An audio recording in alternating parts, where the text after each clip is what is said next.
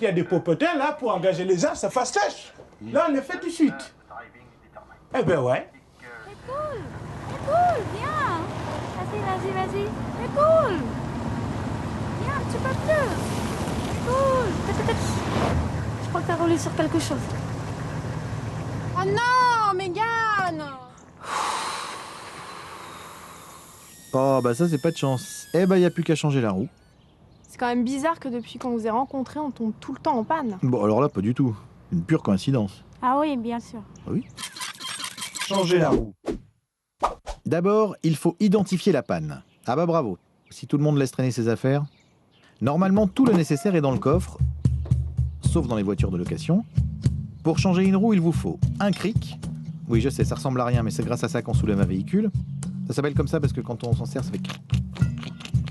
Une croix de vissage et un vieux torchon. Et bien évidemment, une roue de secours. Très bien, on a tout. Merci, prof. Ah, mais c'est pas fini, maintenant il faut changer la roue. Avant de surélever le véhicule, il faut dégripper les écrous. Et ça un peu froid? Non, ils accrochent en fait. Utilisez la croix de vissage et aidez-vous de vos pieds pour les décoincer. Et le centimètre? Oui, c'est ça. Maintenant, vous pouvez surélever le véhicule à l'aide du cric. Attention! Stabilisez le cric. Pensez à toujours avoir une planche de bois dans votre voiture pour stabiliser correctement votre cric sur un sol meuble. Sinon, le véhicule risquerait de basculer, de vous tomber dessus et de vous écrabouiller comme une merde. Positionnez le cric dans la fente prévue à cet effet, sous le châssis, près des roues. Pour surélever le véhicule, faites tourner la manivelle dans le sens des aiguilles d'une montre. Voilà, comme ça. Allez-y. Une fois que la roue ne touche plus le sol, dévissez les boulons et conservez-les précieusement dans votre torchon. Nettoyez-les avec s'ils sont sales. Remplacez la roue. Revissez solidement les boulons, mais en croix, c'est-à-dire en diagonale les uns des autres. Voilà. Et enfin, redescendez le véhicule. N'oubliez pas de revisser fortement les boulons une fois le véhicule posé au sol et une fois le véhicule posé au sol seulement. Bon, tu tiens? Faut les regripper en quelque sorte. Ah oui. Attention, certaines personnes prononcent pneus, comme ils prononcent aussi millions. Exemple, des pneus par million. Truc et astuce! Vérifiez l'usure des pneus. Vous pouvez utiliser une simple pièce de 1 euro.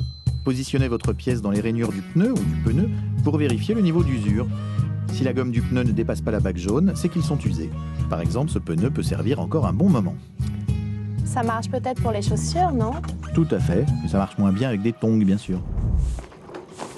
Non mais qu'est-ce que c'est que ça, là? Mais ça va pas ou quoi, là? Tu balayes, il y a le vent qui ramène, tu balayes, il y a le vent qui ramène. Bah, C'est pour ça que je te paye. De toute façon, tu me payes même pas, alors? Le vent, il ramène pas que les sables que je balaye, il ramène les sables dans sa globalité. Tu m'énerves, patron. Quel trimballo, celui-là, mais c'est pas vrai. Ça va les filles? Elle était bonne la sieste? Alors, on va mettre la voiture à l'abri des intempéries pour continuer les réparations de façon plus confortable. Bonjour, prof. Bonjour. Non, ne faites pas semblant de ne pas avoir entendu ce que j'ai dit. Allez, hop, hop, au boulot. Ah oui.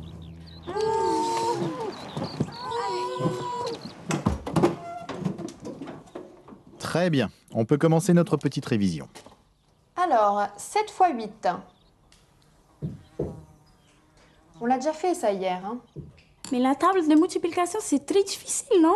Oui, c'est vrai. Bon alors, penchons-nous sur les bougies plutôt. Si les bougies sont encrassées ou mal réglées, elles ne peuvent pas émettre l'étincelle qui déclenche l'explosion du mélange d'air et d'essence qui permet au moteur de tourner.